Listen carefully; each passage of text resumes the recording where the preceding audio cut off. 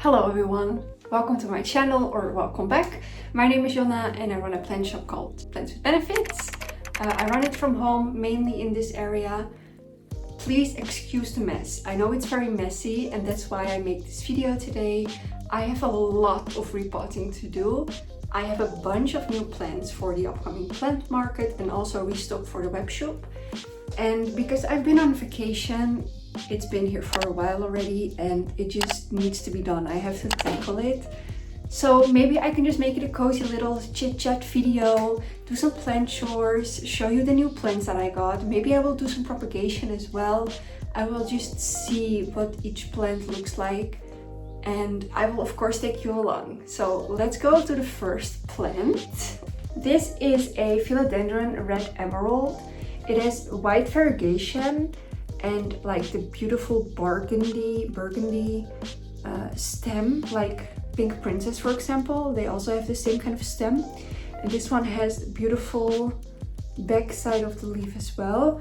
Today I will repot 2 of them. I ordered 4, I got 4, but I will repot the ones that I will put on the web shop because in 10 days there's a plant market and I do prefer to sell plants in my own medium in transparent pots, but because it's so short notice, I don't want the plant to shock and then maybe the person that buys the plant will also replant it in their own substrate and that's not good for the plant. So I prefer to sell them like as is on the market, and then the plants that I will repot today are for the web shop. Some of the plants will be repotted and I will bring to the plant market, and that's because I'm very familiar with them. I know how they root, I know how they will do in my substrate, and I don't see any problem for that. But for some of the plants I don't know. For example, the red emerald. Maybe it doesn't like my substrate and I will kill 2 of them, then I still have 2 of them for the market. So let's see and let's start. The red emerald is the first one. Then I also have 2 beautiful philodendron splendids. This is a hybrid from the Verkozen with melanochrysum, and it has the beautiful velvet dark green leaf and then the red back from the Verkozen. It's actually such an easy plant. It's way easier than the Verkozen and the melanochrysum. This is definitely one of my favorite philodendrons. It's also one of the first philodendrons I got on a moss bowl. They really love it. It's definitely, in my opinion, one of the plants that can be missed in your philodendron collection and very beginner friendly. So that's the second one. Then I have 2 philodendron Florida ghosts. These are in cocoa coir and I can literally see the fungus nets flying from them. So it has to get out of here ASAP. This is one of my favorite variegated philodendron as well, because the mint, it's just so cute. It gets really bright at the beginning and then when it's hardening off, it gets like beautiful variegation with a little bit of green through. And it should stay like this. I've heard that you can definitely increase the light if the leaves are reverting to stimulate the variegation. I'm not sure how it works, if it works, but that's just what I hear a lot on the internet. Then we have a Monstera mint variegated. It's similar than the Florida Ghost. It has really bright white variegation with a little bit of green. When it hardens off, it can get a little bit darker green, but in my opinion, they do stay, or in my experience, they do stay very bright and they survive. Hoya polynera. This is just a normal one. I also have the Broguette. I already have that in the shop available, but I have the normal polynera as well. I got more of those. I will repot these for the web shop. I will sell them as is on the market for the reason of shock. But it's really beautiful. I love the shape of the leaves. And another Hoya I have multiple from is the Hoya. This one is huge actually. Macrophylla Splash. It's really big leafed, but the other ones are a little bit more small. I really love the speckles on them. But I have to be honest, I was looking for the elbow one, the outer variegated that I've sold before. It was such a stunner and it's like sold out all the time, unfortunately. So I had to agree with buying this instead. Also with this, I have several available for the web shop that I will repot right now. And then for the plant market, I will sell them as is in this current substrate because they do look healthy. It's just that I personally am not a fan of this substrate. So you can easily grow it in this if you prefer. Then I have Philodendron Spiritus Sancti.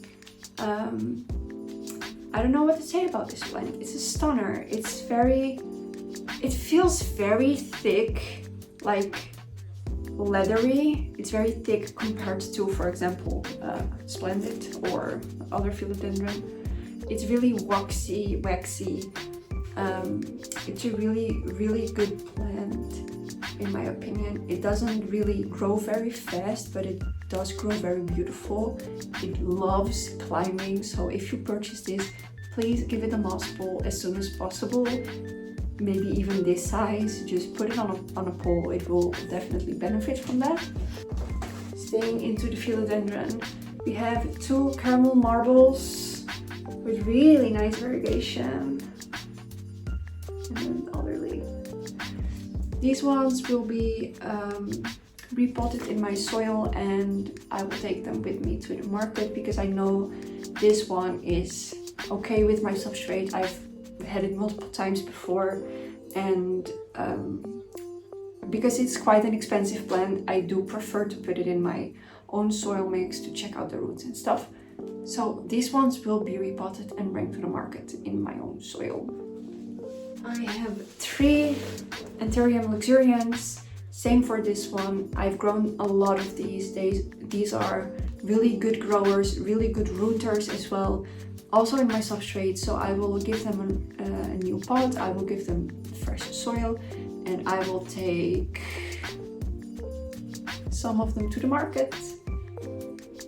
It's really beautiful. It's still super silver. I love that. I have an empty bin here. This is what I use for my old soil. I will just remove the roots, remove the soil from the roots as much as I can, and just see what kind of pot it can benefit from, what size.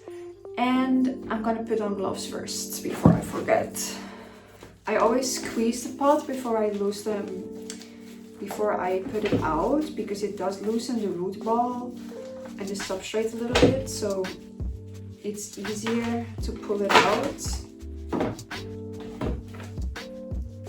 And then give it a little massage.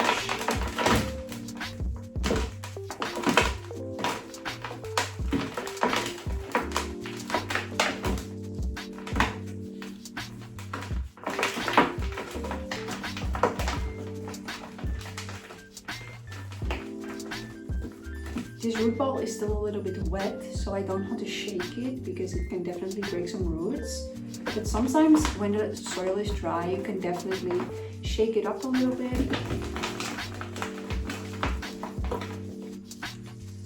And the roots look okay. I do feel like some philodendron have such a tiny root system compared to the size they get. Like very thin roots. On the other side, I'm also very used to Anthurium roots now, and they can get very thick and noodly. Alright, this is plant number 1, and it's, let me see better like this. It's root system. I'm gonna remove a tiny little bit more of the clumps of soil. Like this. And then I will probably put it in a 12 centimeter square one. I am almost out of 14 centimeter empty spiral pots, and I think that would have been such an amazing fit, but it is what it is. 12 centimeter is absolutely fine. I ordered new pots. It will take a while for them to arrive though. Alright. Actually, I will remove the soil from the other one first and then just switch it up. This is a perfect fit. Our vacation went to Bonaire, which is an island near America, and it was absolutely gorgeous. The weather was good.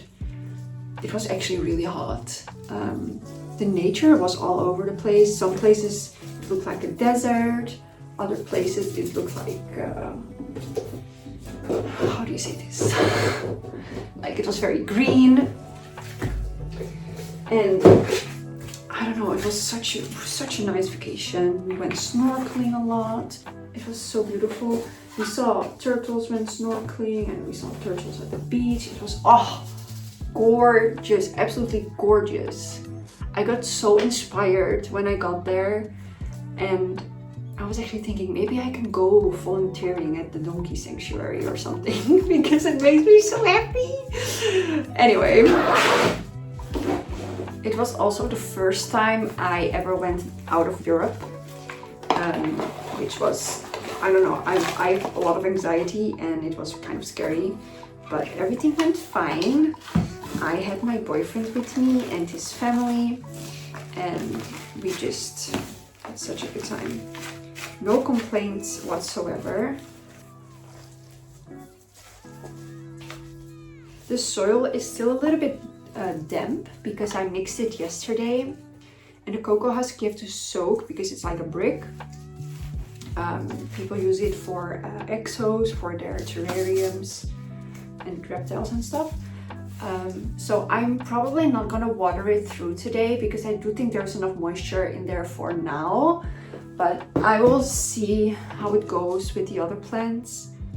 I'm thinking to myself, is this the easiest way for me to repot? Probably not. Splendid. The Splendid has a very tiny root system. It's very fine roots, not a lot of roots usually, but they root into moss balls very quickly. So I really like that.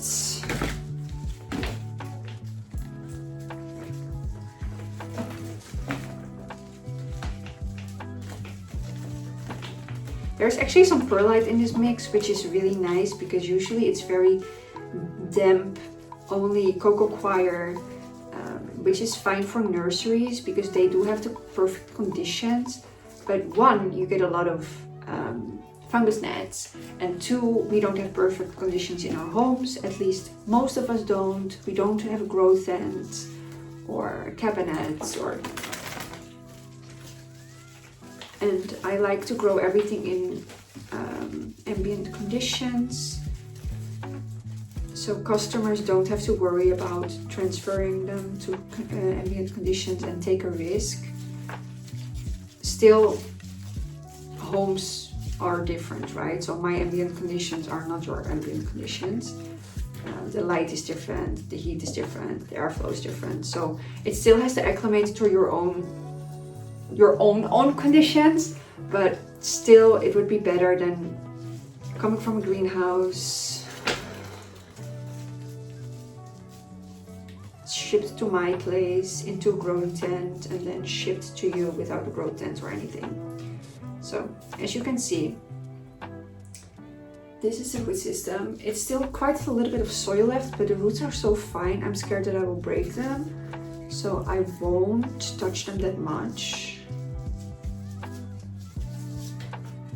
I will, these roots are, it's quite deep, no? I actually want to go with 10. I think this is a better fit. 10 for this one. And this one might have a bigger root system, I'm not sure.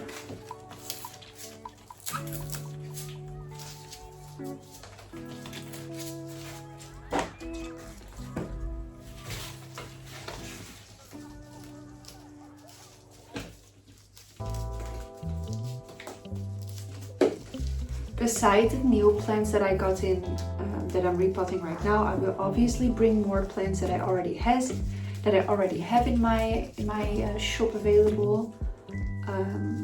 Or I want a little bit more variety when I go to a plant market, because I don't really have one specific niche.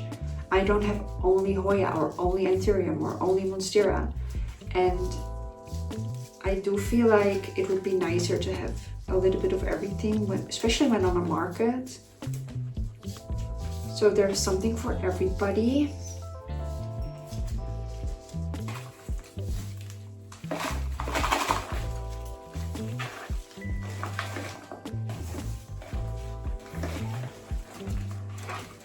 Unfortunately, we still don't have a house.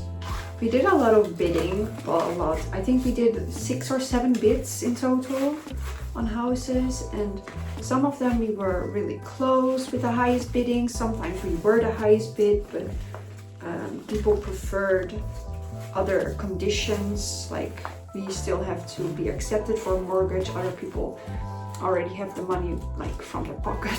I don't know how, but that's very unfortunate. Voila. So unfortunately, we're still searching, we're still looking at houses, we're still visiting houses, but it's stressful, you know. Everything goes so fast. One day you're looking at the house on the internet, the next day you immediately have to call them, otherwise all spots are already taken and you can't even visit the house. And then within 2 or 3 days you have to have your bidding ready, because they just close the bidding. They close the period where you can bid. And I don't think a lot of people know this, but I have autism and I am struggling with change. I'm struggling with impulsive, well, not really impulsive, but things that I can't think through. So getting a new house is very different. It's very much change. It's very much not in my comfort zone. And yeah, it's a lot. So I'm very, very stressed about that. I know in the end everything will be fine and we won't be, you know, living on the street. If we don't find anything, we will find a solution, but I can shut my mind off and it's really annoying.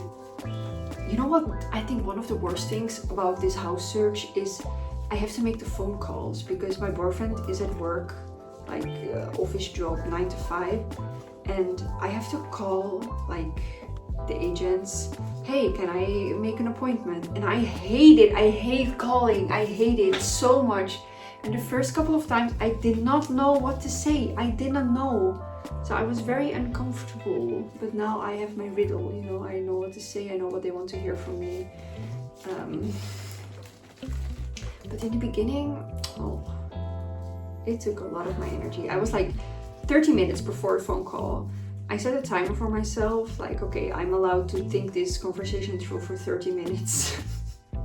I went straight into the thoughts about this. What if they say this? What if they want to hear this? Or how do I spell this, you know, with army letters? I got so exhausted from all the thinking, and it's a little bit better now. Because now I know exactly what they want to hear from me. This needs to be out of here ASAP.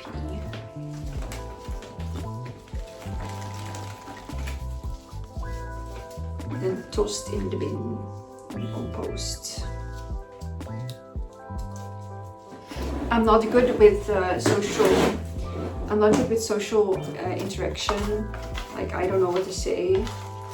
So sometimes I just don't say anything, and I understand that comes off very weird for people that don't know or don't understand. So if you've ever seen me on a plant market and you're like, huh, why is she not talking to me? Like, I don't know, my brain just shuts off. It literally works like this, like my brain is working over hours, and then I'm physically just unable to do anything. So I'm very sorry if that happened to you and it made you feel uncomfortable. I'm not doing it on purpose. Trust me, If I could be better at it, I would be better at it, but it is what it is. And you know, I'm really trying to force myself to get into more of those situations because it doesn't have to be that stressful. So that's why I started going to plant markets and stuff. Because usually plant people are very understanding, and I noticed a lot of people are very kind-hearted in the community, and in the plant markets you usually just talk about plants, and I like plants. I can talk about plants, I can talk about my plants, I can talk about your plants, I can talk about the it plant. You know, it's not as hard.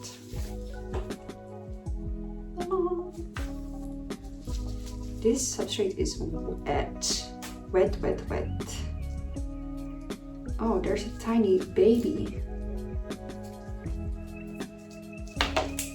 I'm getting a new glove because this one is broken. Wait, I will show you the offset.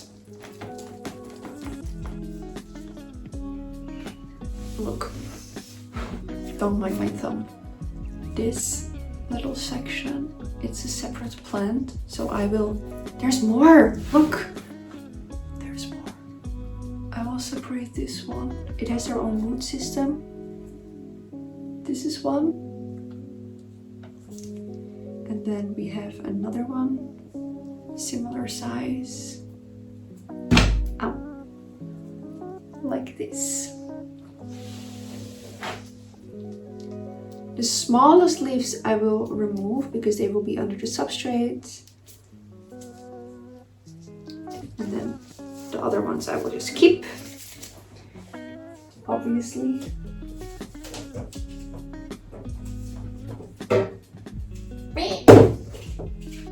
I'm wondering, have you ever been to a plant market? If so, where? Was it local or international? How did you like it? What did you get? What did you not get but you wanted to get? Tell me, because I'm very curious. I have been to Botanika in Houten, here in the Netherlands and in Germany. And this year will be the second edition I will be attending as a seller. And the third time I'm going, like in general. To Ham I've been once. I've been with Noraisa from Plantas with Noraisa. She's also on YouTube and Instagram and literally all social media. She's so funny, so nice.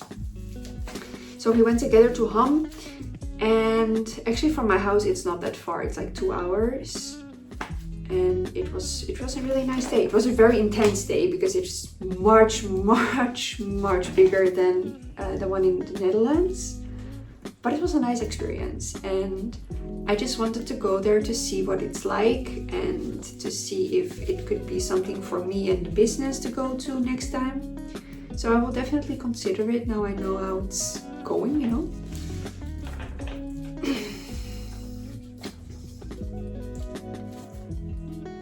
Beautiful.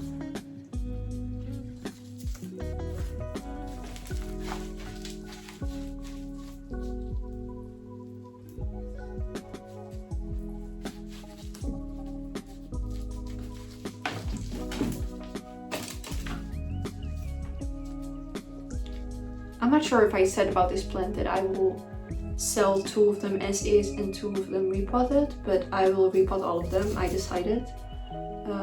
I've grown those a lot and I know they grow perfectly fine. The only thing I'm a tiny little bit worried about is the pot size, because usually I put them in a 7 centimeter when they're like this. But I have to put them in a 10 centimeter now. So I'm not expecting any kind of issues, but it's still a plant. I'm not sure. Sometimes it's not even your condition, sometimes it's just the plant's genetics. And a lot of plants that you buy have the same genetics because a lot of plants are growing from tissue culture, and tissue culture is literally cloning plants. It's one mother plant or a couple of mother plants, and they just multiply and multiply and multiply and multiply. So if the mother plant hasn't been super healthy, which I assume they test in some kind of way, then your baby shoots or your clones basically are, you know, doomed for life. And a lot of people said this about a Thai constellation, that years ago the mother plant was super healthy, very, very robust, and then there was more hype about this plant and they started using different kind of mother plants, and the mother plant was not healthy and very prone to root rot, and that's a lot of the issues that people have with the Thai constellation. And some say it's the issue from the mother plant. So I'm not sure, I will never know. I will never be 100% certain. I'm just saying what the people say.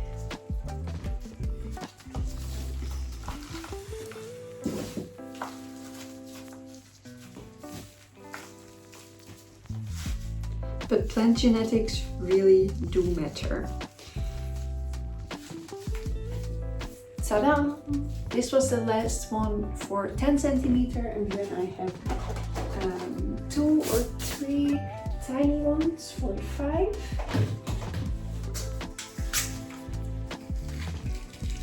I will try to find a little bit more fine pieces for the 5 centimeter pots because they are so little.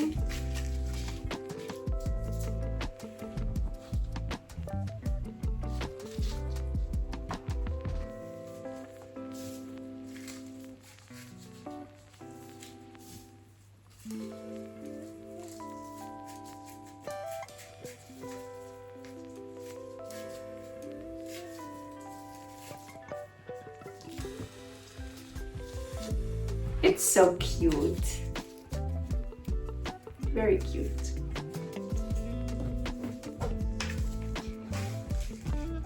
I've said this in other videos as well, but as a small business, it's really hard to compete with bigger businesses, especially price-wise, because they can buy in huge amounts because they have the space, basically, and the money. And as a small business, it's a little bit harder. So, for example, the Spiritus Sancti, that it has 2 tiny offshoots, is a blessing for me because I can just sell them at a lower price and, you know, earn a little bit more from just one plant. And I know that bigger companies probably don't bother with taking offshoots off or even repotting, but for smaller businesses, it helps a lot.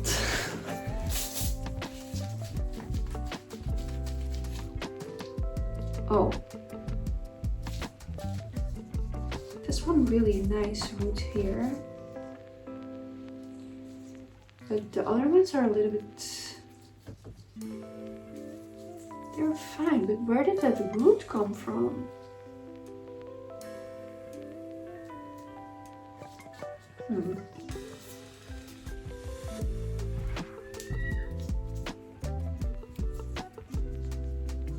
Okay, the rest of the roots are fine. This is so convenient. Maybe I should work like this, not like back and forth, back and forth.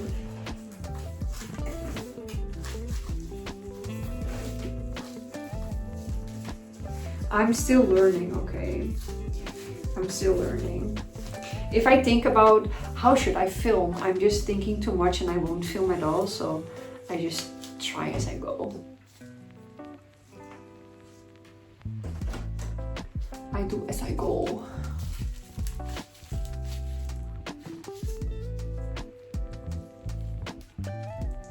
Someone asked me what I do with all the pots that I remove from the roots, from the plant. I either reuse them for my own plants or sometimes also for shop plants or propagating or anything like that. But if I have them spare, I will bring them to a it's like a plant library. People can have a cabinet in front of their house with plants, and you can like swap plants. Like it's not really a library. It's like a swapping station basically. And I know a lot of people go there, can benefit from those pots because it's ridiculous to buy pots new every single time. So I will just bring them there. I don't rinse them or anything because I don't want to spend too much time and water and everything on cleaning the pots. And I in general think that when you let the soil dry out completely, you can just shake it off. So they can do that themselves. But you should always, oh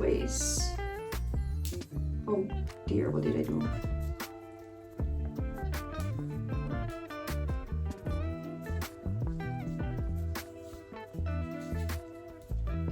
Always repot. Always reuse, damn.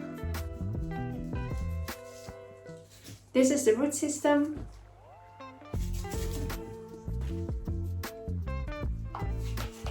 It's kind of funny that I'm into plants and like do a lot of with my hands because when I was younger, I did not want to get my hands dirty at all. I know I'm still wearing gloves, but that's because of my nails. I have long nails now, but if I have short nails, I usually just do it with my bare hands.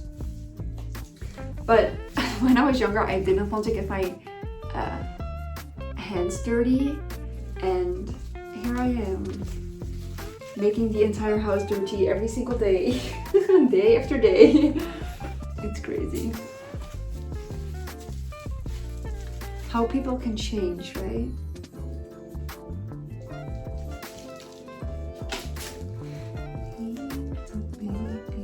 I actually started doing plants. I've always loved plants since I moved out from my mother's house. Whenever I had my own room, like a rented room, I always wanted to get plants, but I never could keep them alive. And I didn't bother. And then I got together with Dan, and Dan's father has huge pileas, the pancake plants, and he was like, oh yeah, you should try, it's fun. And I was a little bit more into vegetable garden, so I did some vegetable growing and stuff, not in like a real garden, just on those raised beds. And then I started with his little propagations, and they started dying, and then I started to investigate, and that got me hooked. It's like the hyper focus. It got me hooked. I went to the same garden center like 3 times a week, every single week for months. They never had something special, but I just always went. I just cleaned up all the sheets from every leaf that dried out. That's how it started. And now they ask me for advice, and I still don't know how to properly grow pileas. Voila, voila. Alright, we go with the macrophyllus. I got 3 of them. Ooh, good roots. Look at that.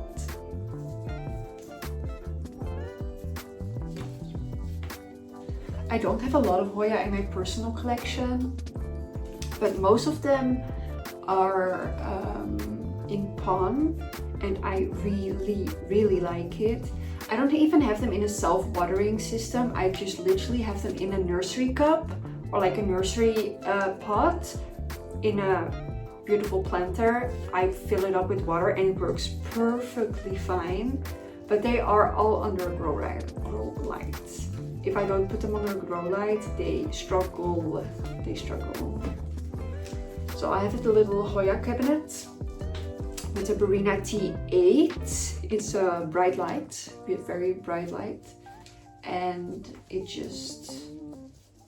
it's wonderful for Hoya, really. They get a little bit sun stress, blooming like crazy.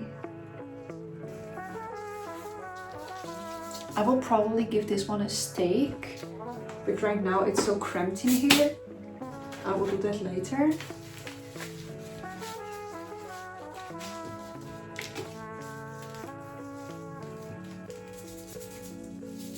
So I'm repotting 3 of those for the web shop, and then I have 2 more to bring to the market.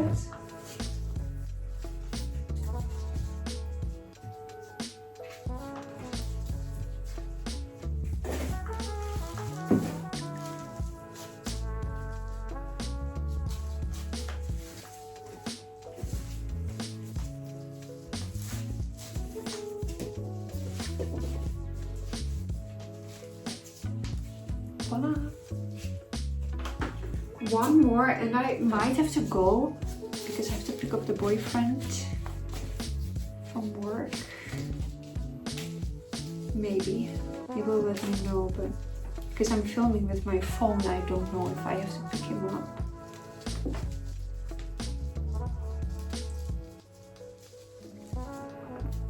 This actually might be a long video, I'm not sure. I don't know what to talk about, like, do I talk about markets? I don't know, how do content creators do this?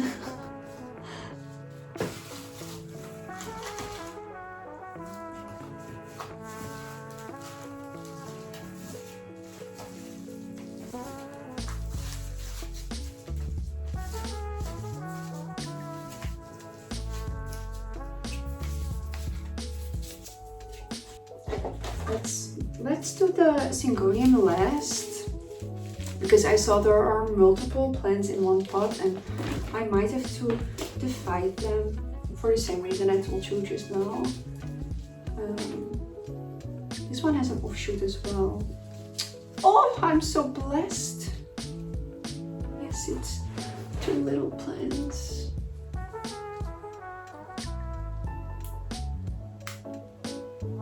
With its own root system.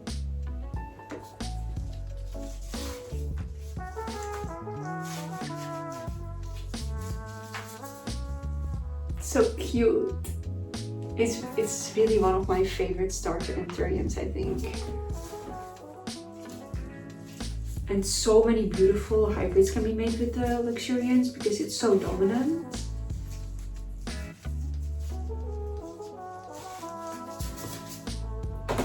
And with dominant, I mean that the ebbs, like the bumps on the leaves, even though you mix it with something completely different, there's a really high chance that the bumps are coming through on the leaf.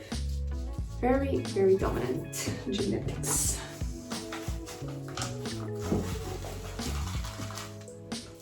And also with these, just removing some bottom leaves that will be stuck under the substrate, because eventually they will die off, they will start rotting, and I just want to prevent that. But I do want to plant them a little bit more deep, so that's why I just rip a leaf off every now and then.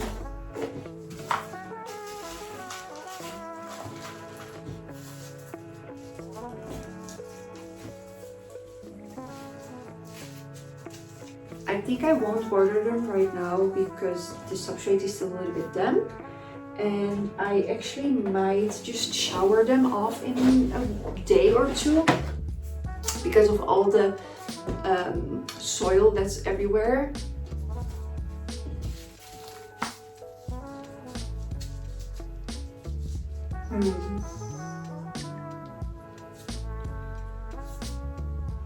I'm gonna put this in a 5 centimeter. Look, it's not a lot of roots. They're very fine. And I'm thinking, if I put it in a bigger pot, it might not end up good.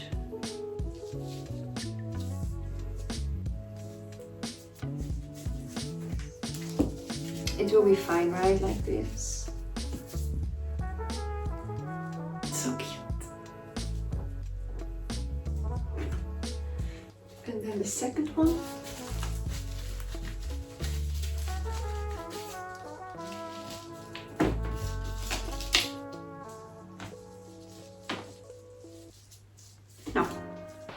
Damn it. No. They're so slow, but still so annoying. Because they escape. They're escape artists. It's like they know you're gonna catch them and they just turn on their turbo or something.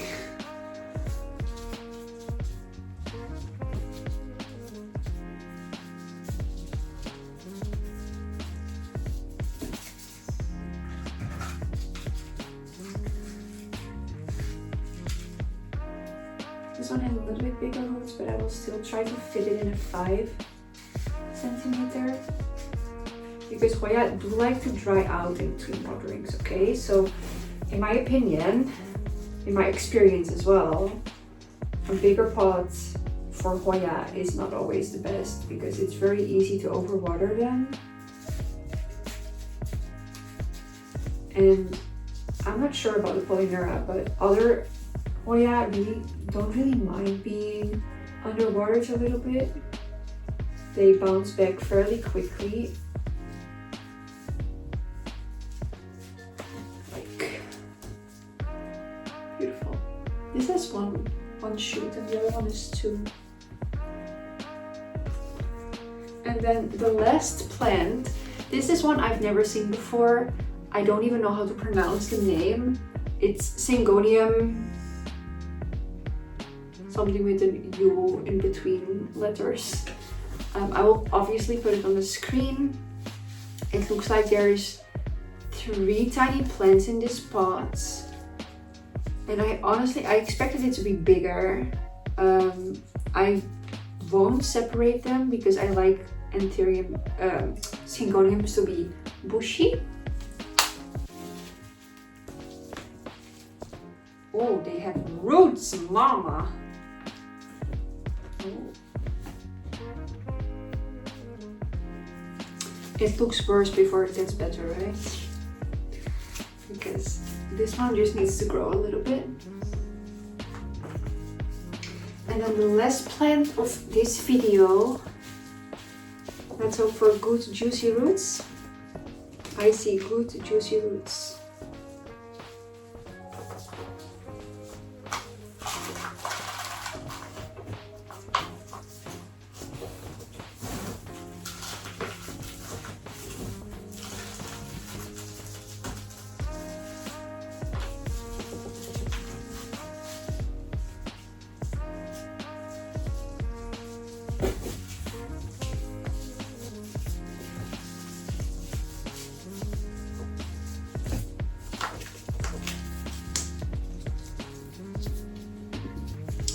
This one looks a tiny little bit better. It has the beautiful old kind of pink, you know, a little bit dusty pink. I love that. In my previous house, my bedroom wall was this pink. Oh, stunning. That's it for this video. Thank you so much for sticking until the end. I hope you enjoyed this video. Write a comment if you want to say anything about your plant market experience or if you ever want to go there. And I will see you in the next video. Bye!